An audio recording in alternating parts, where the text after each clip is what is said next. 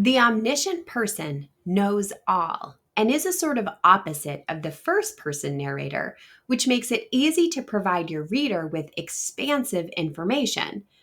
You get to tell the reader exactly what they're supposed to notice and how they're supposed to think, though whether the reader should believe you is another topic entirely. While the omniscient person is technically a third person point of view because it uses he, she, and they pronouns, as does the objective, which I'll cover next week, I separate the omniscient into a category of its own for its difficulty to pull off. Because while the omniscient person may give the reader access to every character's thoughts, perceptions, memories, biases, and other emotional and experiential baggage, the omniscient can become impersonal, even jerky, when not handled well. Instead of being in the head of one character through the novel or through a scene, the omniscient person is written from a detached perspective, can zoom in and out at will, and may sometimes address the reader directly, also known as breaking the fourth wall. But the detached narrator must have their own voice and role to play. In this passage from Holes by Louis Sachar, the omniscient narrator is providing the backdrop for much of the novel's action and is not shy about breaking the fourth wall to do it. Being bitten by a scorpion or even a rattlesnake is not the worst thing that can happen to you. You won't die, usually. Sometimes a camper will try to be bitten by a scorpion or even a small rattlesnake. Then he will get to spend a day or two recovering in his tent instead of having to dig a hole out on the lake. But you don't want to be bitten by a yellow-spotted lizard. That's the worst thing that can happen to you.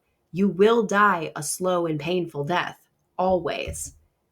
If you get bitten by a yellow-spotted lizard, you might as well go into the shade of the oak tree and lie in the hammock. There is nothing anyone can do to you anymore. The protagonist of Holes, Stanley, is a child and can't know the history of Camp Green Lake, especially since he hadn't heard of it until he was sentenced to the juvenile detention facility.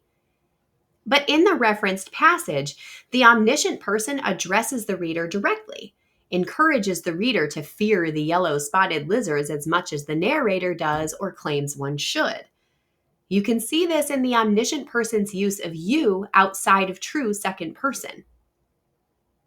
In true second person, you is used to make the reader a part of the story, but in the omniscient, you is used to tell the reader information they couldn't otherwise get.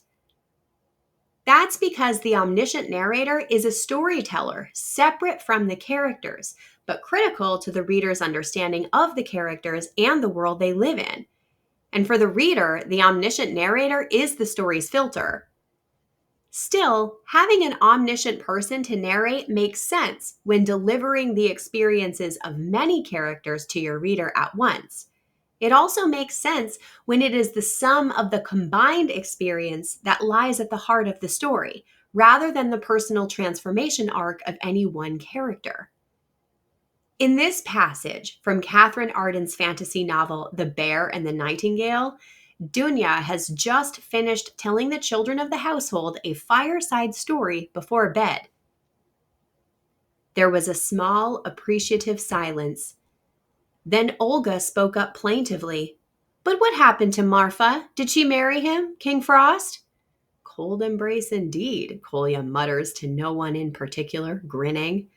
Dunya gave him an austere look, but did not deign to reply. "Well, no, Olya," she said to the girl. "I shouldn't think so. What use does winter have for a mortal maiden? More likely she married a rich peasant and brought him the largest dowry in all Rus." Olga looked ready to protest this unromantic conclusion, but Dunya had already risen with a creaking of bones, eager to retire. The omniscient person in this passage does two main things. It qualifies the type of silence for the reader outside of any character's voice, as indicated by the adjective appreciative. It provides a backdrop for both Kolya's cheeky statement, intention to speak to no one in particular, and Dunya's rising, her being eager to retire. Since The Bear and the Nightingale is largely about the experience of the household and of the community, providing a multifaceted glimpse into those who live there makes sense. Just as it allows a wide view of characters within a story, the omniscient person also allows for a wide view of the setting of the story. This allowance of perspective and space-time allows for dramatic tension to unfold as the reader learns things the characters in the story can't know. While the reader learns, they're invited to see. In this passage from Stephen King and Peter Straub's horror novel, Black House, a little girl named Irma is missing. Many in town fear the worst. The police have no suspects and few clues. Irma Freno's small, inert body seems to flatten out as it intends to melt through the rotting floorboards. The drunken flies sing on. The dog keeps trying to yank the whole of its juicy prize out of the sneaker. Were we to bring simple-minded Ed Gilbertson back to life and stand him beside us, he would sink to his knees and weep. We, on the other hand, we are not here to weep. Not like Ed, anyhow, in horrified shame and disbelief. A tremendous mystery has inhabited this hovel, and its effects and traces hover everywhere about us. We have come to observe, register, and record the impressions, the after-images left in the comet trail of the mystery. Leading up to this passage, the omniscient person has led the reader through town and stopped at several locations to get a lay of the story land. The reader likely has a suspect in mind, and now the reader sees Irma and must wait to find out how long it'll take the rest of the folks in town to catch up. While this tension is building for the reader, the omniscient person is calling itself out, including its presence in the reader's experience, a fellow observer, someone else along for the ride. The omniscient person guides the reader, leads the reader through the story landscape, revealing information in bites at a time, talking with the reader as they chew on the information being delivered. Using the omniscient person allows you to report action from an all-seeing vantage point, dip into the mind of any character for general thoughts and intentions, interpret the character's appearances, speech, actions, and thoughts, even if the characters can't. Move freely in space-time to provide a micro, macro, or panoramic view of the world and its events, and provide reflections, judgments, and truths. Ultimately, the omniscient person allows you to have a conversation directly with the reader, to tell the reader the story using your voice or another one, as in the examples from Holes and Black House. The omniscient even allows for a quiet voice that slips into the background, like the one in The Bear and the Nightingale. When writing the omniscient person well, there are a few considerations: dramatic irony, thought portrayal, and narrative voice. Dramatic irony occurs when the reader knows something the characters don't know. This can be as little as a gesture performed behind someone's back, or as large as an undetected meteor hurtling toward Earth, or the body of a missing person splayed in a rundown eatery. The literary device helps highlight the differences between the characters' experiences and the reader's understanding of those experiences. While the characters are in the dark, in the omniscient POV, similar to the objective POV, you can build tension if you give the reader something they can see coming and give the reader a hint about how the characters may feel when the thing arrives. In The Bear and the Nightingale, the reader learns to expect the coming of the Winter King. In Holes, the reader learns something about yellow-spotted lizards, suspects they might need to remember those lizards later. In Black House, the reader learns where Irma Freno is and how bad the situation is for her. For your book, you must decide whether, what, and when to tell the reader. Keeping hold of certain information until the best point to reveal it is key. If you're worried about having delivered enough tension to your reader to keep them engaged, look for moments of dramatic irony. Questions to ask yourself. What does the omniscient person reveal and why? How important is the revelation to the people involved in the story? How does the omniscient person's revelation increase tension for the reader or otherwise alter their experience of the story events? If there's one storytelling area where fiction reigns supreme, it's the ability to get inside a character's head to get to the source of their internal environment, including their conflicts, reflections, and what incites them to act. The thoughts of a character help your reader slide into a space between your character's eyes and gain a new perspective, even briefly. After all, why read books if we're not looking for new horizons? A good practice for character thoughts is that they should reveal more than basic information.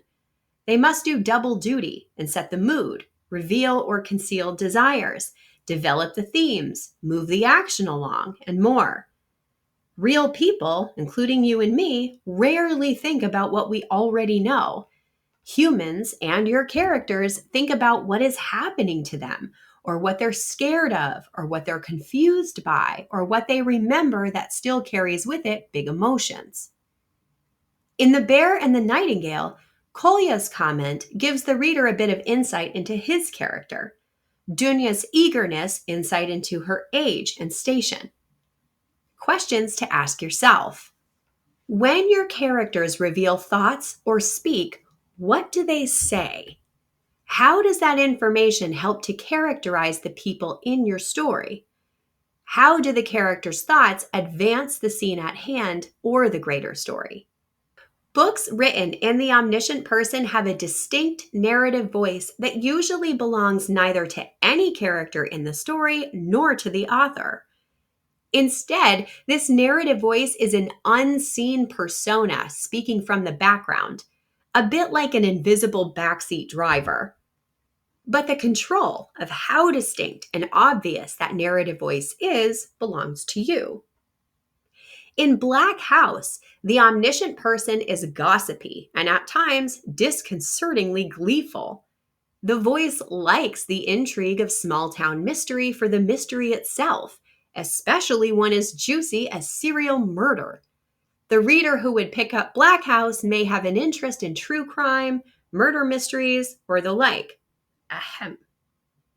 In Holes, the omniscient person nearly slips into the background intentionally, the way one particularly important secondary character, Zero if you know the story, slips into the background of life. And this omniscient voice has a long-held interest in breaking an old curse and reuniting a family. When writing the omniscient person, consider who the omniscient person's voice belongs to. Imagine the character behind that voice, even though the reader won't see them. Questions to ask yourself. Why is the omniscient person telling this story?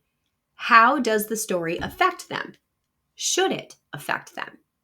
The omniscient person is great for having a storyteller separate from any single character in the story, and there are lots of reasons you may consider using the omniscient person to tell your story.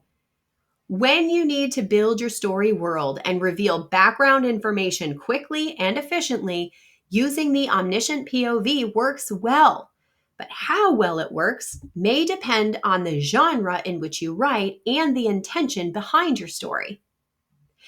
If you're writing horror, speculative, or literary fiction, or offering social commentary or satire, the omniscient person can be a valuable POV to lean on to deliver the right information at the right time to your reader. The omniscient POV gives the reader information with personality, like having a personal trail guide. And the omniscient person's filtering may benefit the reader by detaching them from some of the more horrifying aspects of your story, or providing information to the reader that they couldn't otherwise get from characters who either don't know or who can't reasonably comment on that information in context. But the omniscient person comes with limitations. That same detachment that may benefit the reader in some stories may put them off in others. The reader who picks up a romance novel or a thriller likely wants to immerse themselves in the story, to feel the love, to escape the bad guy. When using the Omniscient POV to tell your story, consider how the larger group or community affects or is affected by the story events. Consider similarly the role of the omniscient person telling the story. How is the omniscient person affected by the story events? Taking an analytical view into the why of your chosen POV is an important step to ensuring your story is being narrated by the right person for the task. If you missed a few POV deep dives, head to the MetaStellar website or glance through the last few videos on our YouTube page to get the first person, the second person, and the third person.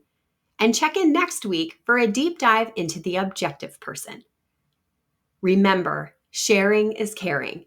If you found this video helpful, please like, comment, share, and subscribe to spread the word. Happy writing.